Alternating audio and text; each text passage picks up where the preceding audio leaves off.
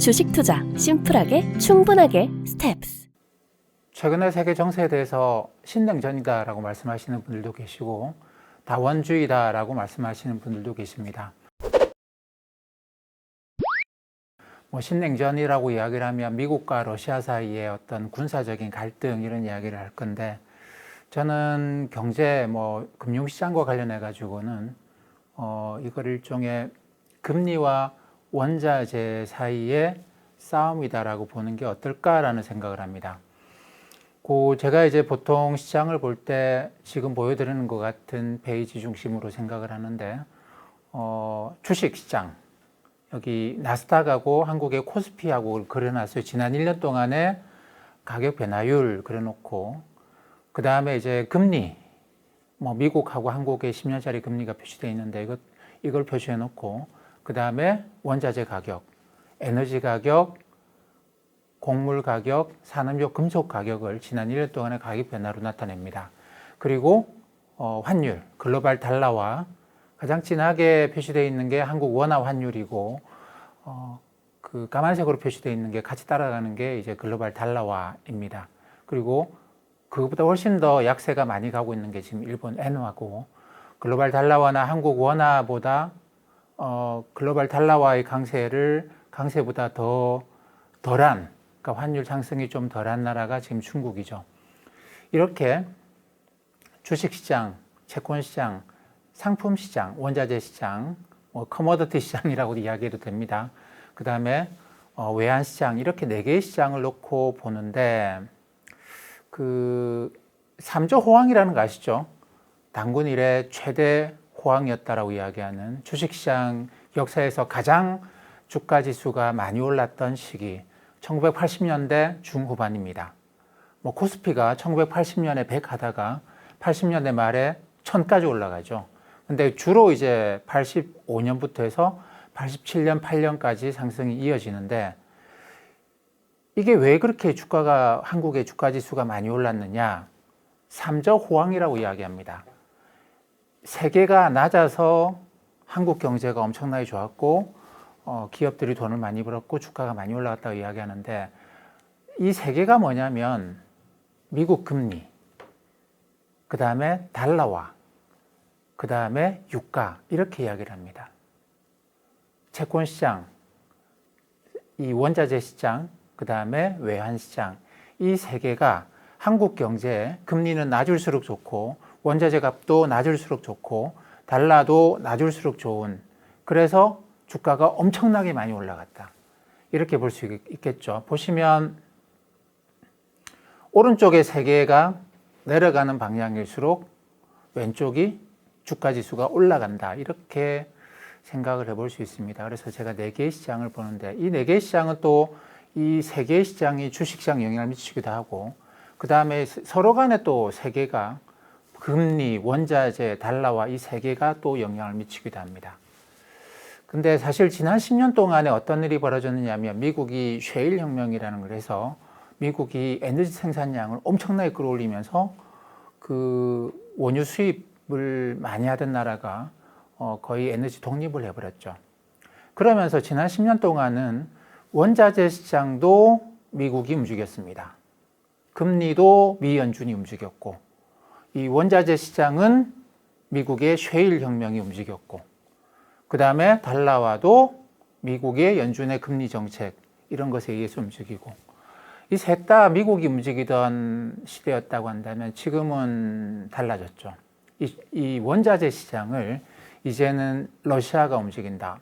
오페크 플러스라는 23개 나라가, 13개 나라의 오페크가 러시아를 포함한 10개 나라를 더 받아들여서 지금은 오페크 플러스 23개 나라인데, 여기서 증산 감산을 하면서 가격을 움직이고 있는 시장이죠. 그렇기 때문에 지금은 미 연준하고 이 오페크 플러스를 움직이고 있는 러시아하고 두 개의 큰 힘이 우리나라 주식시장, 글로벌 경제를 움직이는 두 개의 원자재, 금리, 달러화, 이거를 이제 조정한다라고 봐야 되겠죠.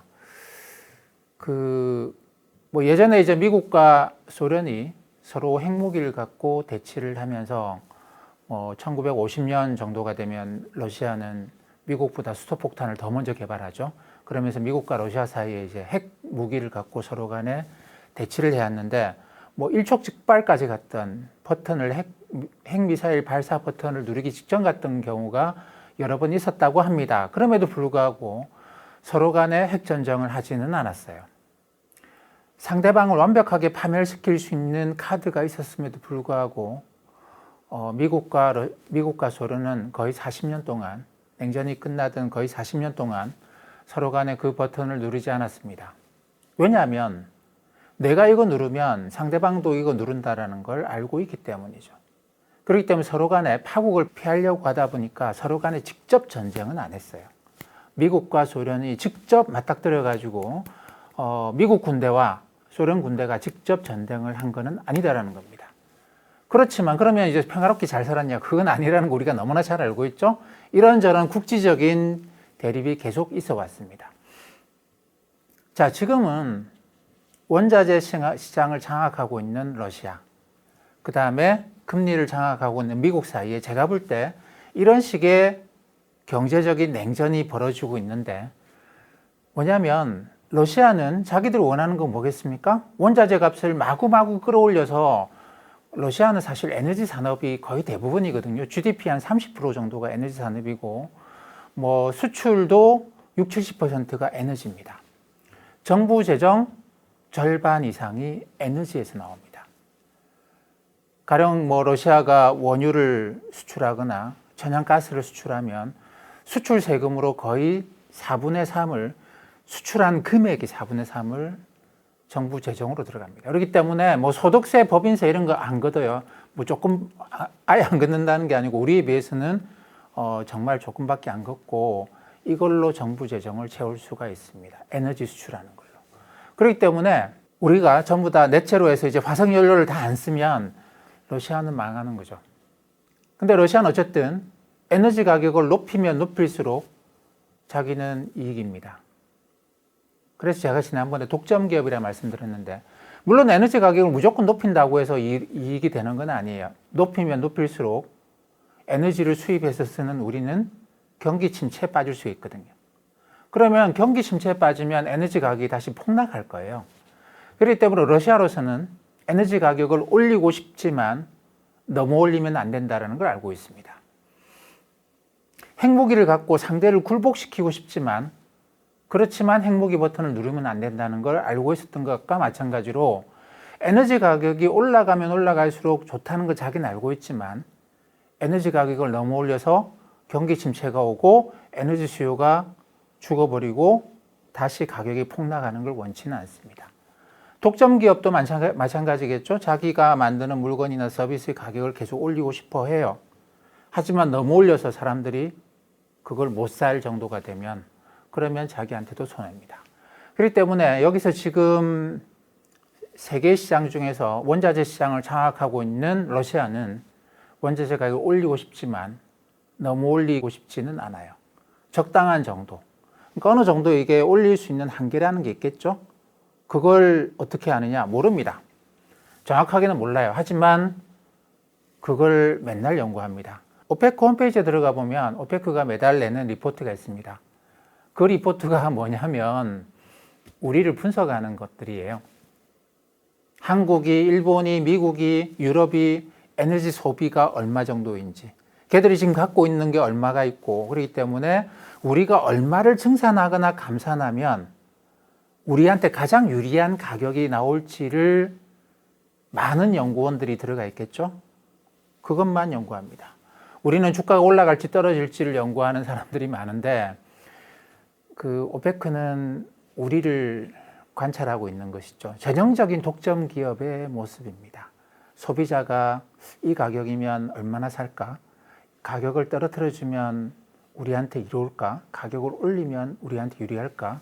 경제학에서 이제 독점 기업이 이윤을 극대화시키는 그런 방식으로 움직입니다. 뭐 카드는 있죠. 우리를 완벽하게 무너뜨리려고 들면 원자재 가격을 뭐 무지막지하게 올리면 돼요. 올리면 됩니다. 전쟁을 계속 확전시키거나 가스가 완전히 잠궈버리는 거죠. 이런 식으로 해서 우리를 파멸로 만들 수도 있습니다. 예전에 러시아가 핵무기 버튼을 누르면 그렇게 했겠죠. 그렇지만 그렇게 해서 이루은 게 하나도 없다는 걸 잘 알고 있습니다. 자기들도 망해요. 그러니까 그런 카드는 안 쓰겠죠. 그렇지만 할 수 있는 한계, 최대치를 한번 가보자라고 늘 생각을 하고 있을 겁니다. 자, 그럼 우리는 맨날 당하고만 사느냐? 그건 아니죠. 우리가 갖고 있는 카드는 러시아가 가장 두려워하는 카드. 우리는 에너지를 수입해서 사는 나라이기 때문에 이쪽 이제 산업화된 나라들은 흔히 선진국이라고 이야기를 하죠. 경제적으로. 경제적으로 잘 사는 나라들, 한국도 거기 들어갑니다. OECD 국가들이죠. OECD 국가들의 경우에는 물론 안 그런 나라도 있지만 많은 나라들이 에너지를 수입해서 씁니다.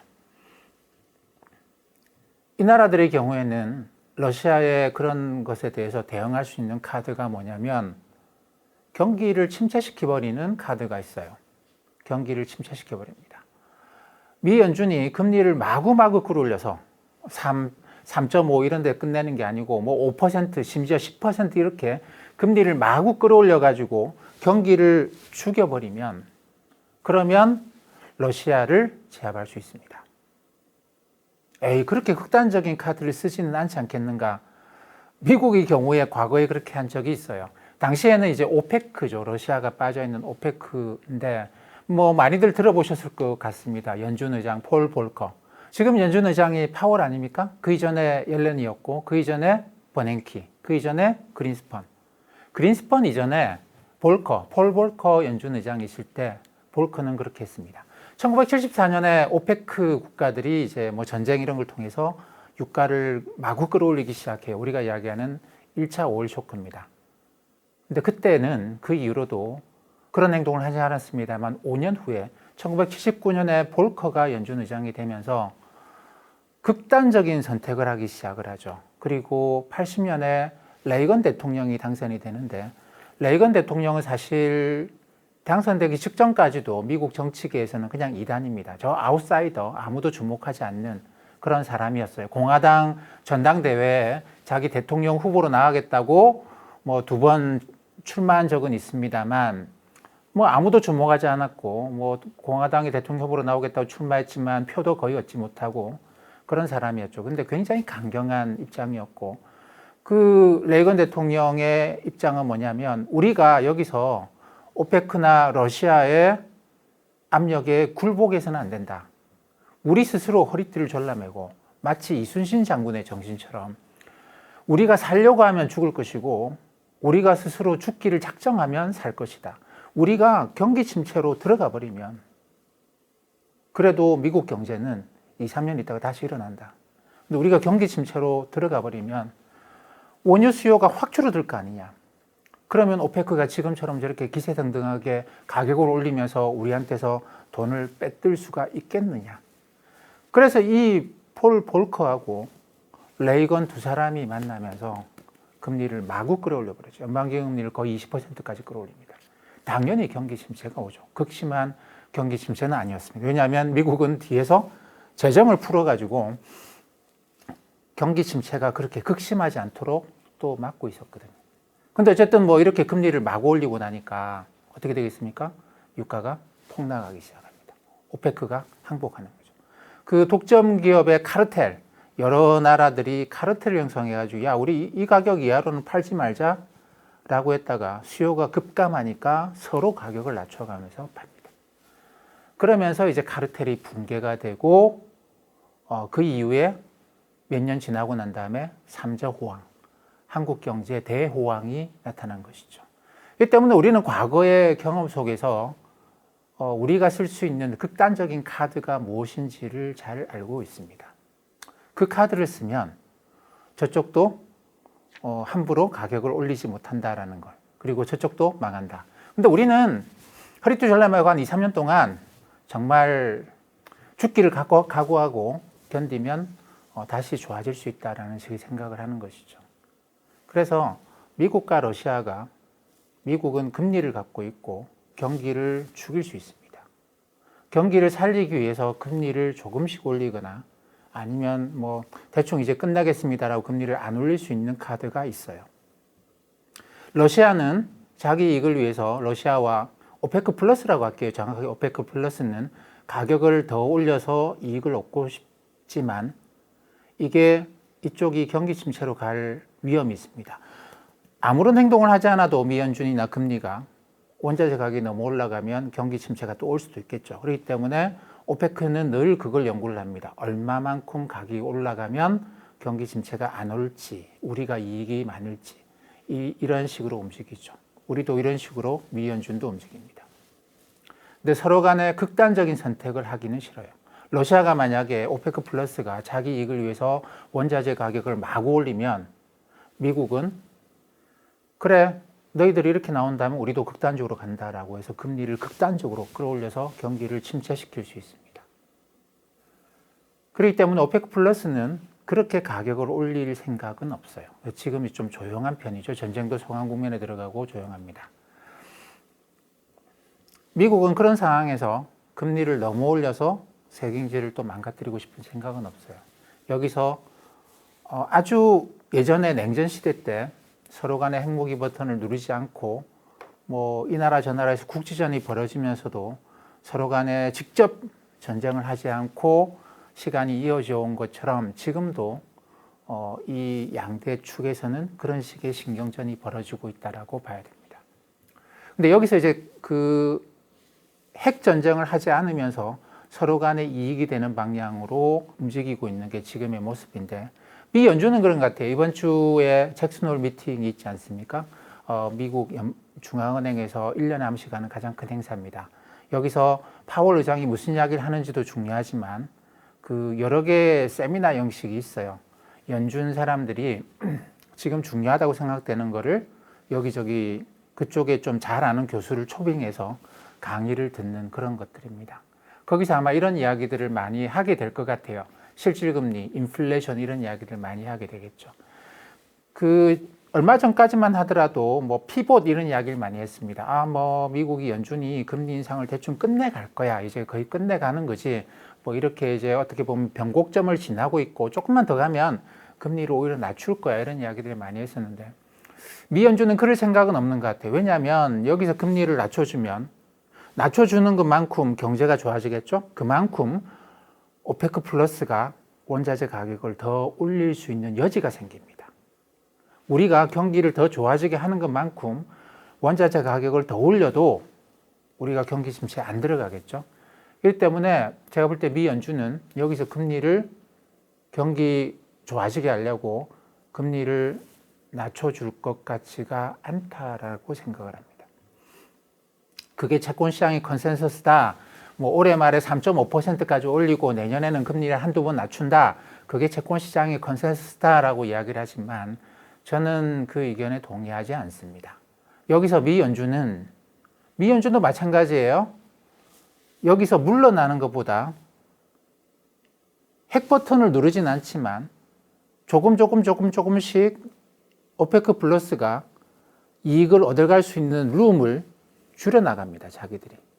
어떻게 하겠습니까? 금리를 조금씩 계속 올려서 경기 침체로 가진 않지만 금리를 계속 올려가게 되면 이 자원을 수출하는 나라들 오페크 플러스는 이런 식으로 미국이 계속 금리를 경기 침체는 안 가고 금리를 계속 올려감에 따라서 자기들이 가격을 올릴 수 있는 여지가 줄어들게 되는 거죠. 물론 우리도 경제가 그렇게 썩 좋아지는 건 아닙니다만 경기 침체로는 안 가면서 금리는 계속 올라가는 이런 모양이 나타날 개연성이 아주 높습니다. 이 두 나라 사이에 어느 정도 패권 경쟁이다라고 보면은 미 연준이 할 수 있는 선택은 조금씩 금리를 올려서 이 오페크 플러스가 이렇게 계속 가면 원자재 가격을 계속 올리지도 못할 것 같은데 그러면 내가 먼저 좀 많이 증산해서 팔까? 내가 먼저 이익을 챙길까? 가격이 이렇게 올라갈 것 같지가 않은데 이렇게 생각하게 만들어서 카르텔이 깨지도록 하는 것이 미국이 생각하는 방향이겠죠.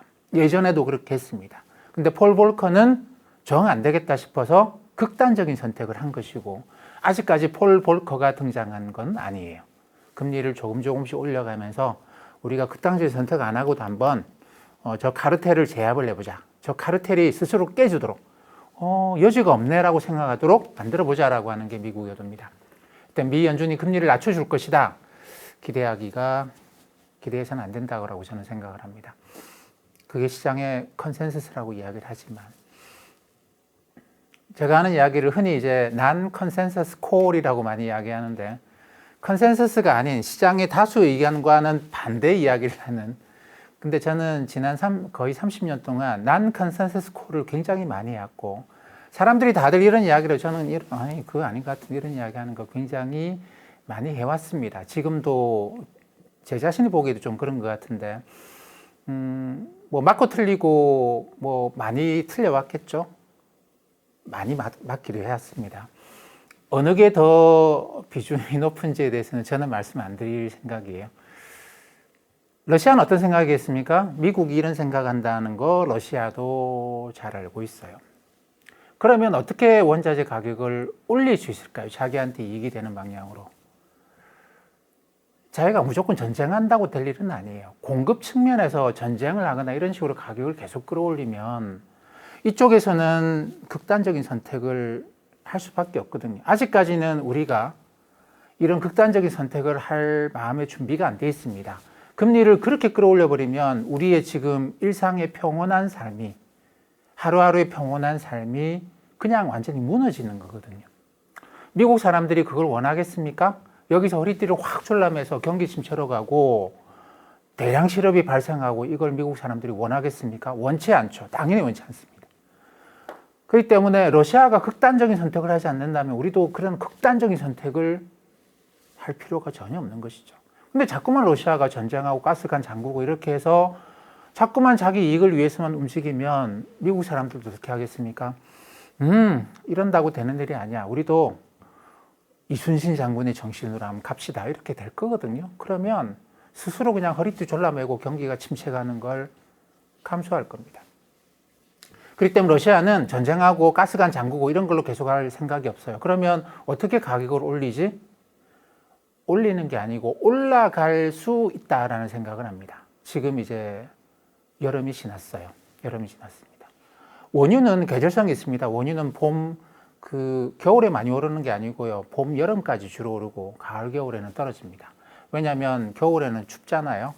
그러니까 자동차도 많이 안 다니거든요. 자동차가 봄, 여름 많이 다니죠. 그러다 보니까 겨울에는 난방에 중점이 가기 때문에 가을, 겨울에는 이제 천연가스 가격이 움직이는데 지난주에 천연가스 가격이 확 올라가기 시작했습니다. 이게 이제 우리도 여름이 지나고 있지만 유럽도 마찬가지죠. 이제 난방 수요인데 뭐 글로벌 워밍, 지구 온난화 이야기를 합니다만 최근에 작년에 보면 꼭 그런 것 같지는 않아요. 난방 수요가 꽤 늘어났습니다. 근데 작년에는 유럽이 굉장히 자만했던 것 같아요. 지구 온난화로. 이 차트를 보시면 유럽이 이제 천연가스 재고를 얼마나 갖고 있느냐라는 건데 추워지기 전에 천연가스 재고를 최대한 갖고 있다가 추워지면 뭐 수입하는 것도 있지만 갖고 있던 걸로 조금씩 이제 풀어 나가야 되는데 그래서 겨울 지나고 뭐 2월, 3월 초까지 추위를 이걸로 견뎌되지 않습니까? 근데 작년에는 보시다시피 재고를 너무 조금밖에 안 갖고 있었어요. 지난 5년간의 평균에 비해서도 현저하게 낮은 재고를 갖고 있다가 러시아가 이때다라고 해서 치고 들어온 것이죠. 러시아가 왜 꼭 2022년에 전쟁을 했던가? 유럽의 가스 재고가 이렇게 낮으니까 그러면 당연히 이 전쟁으로 가스 가격이 급등한다라는 거예요. 만약에 유럽이 지구 온난화에 대해서 그렇게 너무 자기한테 유리한 방식으로 자기가 에너지 수입하니까 자기한테 유리한 방식으로 지구는 계속 더워지니까 다 이런 이야기만 계속 해놓으니까 사람들이 가스 재고를 덜 갖고 있었던 거거든요. 그러다 보니까 러시아가 치고 들었는데 속수무책으로 에너지 가격이 폭등을 해버린 거단 말이죠. 근데 지금은 유럽이 지난 5년간의 평균치 정도로 가스 재고를 확보하고 있습니다. 그렇기 때문에 이번과 같은 지난 2022년 올해 초와 같은 러시아의 그냥 그 정도 충격으로 가스 가격이 급등하거나 그러지는 않아요. 러시아는 어떤 생각을 하겠습니까? 유럽의 가스 재고도 다 보고 있거든요. 그러면 이제 기대해 볼 수 있는 건 그겁니다. 내가 가만히 있고 있다. 내가 가만히 있고 내가 괜히 움직였다가 미 연준이 극단적인 선택을 할 수도 있고 미국 사람들이 극단적인 선택을 할 수 있으니까 좀 기다리는 거죠. 날씨가 겨울이 얼마나 추워지는가를 좀 지켜보자. 이게 겨울이 따뜻하면 그 다음에 내년 가서 생각해 보고 겨울이 추워지면 그냥 우리가 가스관을 조금만 조정을 해도 가격이 확 튀고 올라가면서 자기한테 유리한 식으로 돈을 벌어들일 수 있다는 거예요. 지금 전 세계 GDP 큰 나라 20나라, 선진국, 신흥국 10개씩에서 20나라를 뽑아보면 모든 나라들이 정부 재정이 적자예요. 한 나라만 빼고, 러시아 한 나라만 빼고 다 적자입니다. 러시아는 어떻게 흑자일까요? 그 천연가스 가격이 그렇게 많이 올라갔으니 당연히 흑자죠. 이 때문에 러시아는 지금 볼 때, 제가 볼 때는 특별한 행동을 하지 않습니다. 곡물도 막 수출해요. 곡물 수출을 막았던 군사시설도 빼고, 그 우리가 인플레이션 유발하는 거 아니에요. 우리 잡자고 극단적인 선택을 하지 마세요. 뭐 이런 식의 메시지를 보내고 있는 것이죠. 자, 겨울이 다가오고 있으니, 추운 날씨가 다가오고 있으니 에너지 가격을 주의 있게 쳐다보고 한파가 오면 가격이 아마 튈 겁니다.